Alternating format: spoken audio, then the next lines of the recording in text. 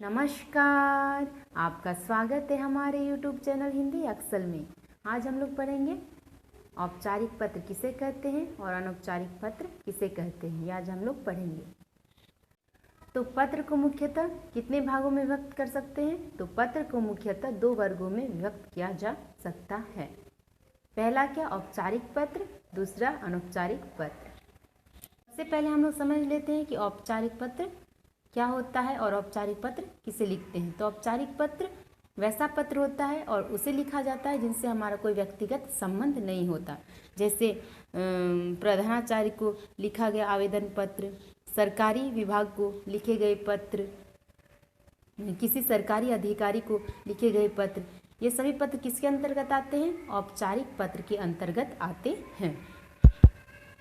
ये तो हम समझ लें कि औपचारिक पत्र किसे कहते हैं। तो औपचारिक पत्र की परिभाषा हम लोग किस प्रकार दे सकते हैं? तो औपचारिक पत्र की परिभाषा हम लोग इस प्रकार दे सकते हैं। ऐसे पत्र जो ऐसे व्यक्तियों, अधिकारियों, कार्यालयों या सरकारी विभागों को लिखे जाते हैं जिनसे लिखने वाले का कोई व्यक्तिगत संबंध नहीं होता। वैसे पत्र क्या कहलाते हैं? वैसे पत्र औपचारिक पत्र कहलाते हैं।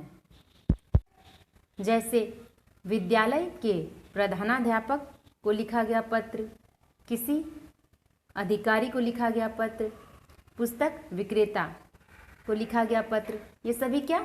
औपचारिक पत्र के उदाहरण हैं। तो अब हम लोग समझ लेते हैं कि अनौपचारिक पत्र क्या होता है। तो अनौपचारिक पत्र हम अपने माता पिता, जानने वाले तथा दोस्तों के लिए क्या अनौपचारिक पत्र लिखते हैं। यह पूरी तरह निजी होता है और इसमें हम लोग क्या करते हैं?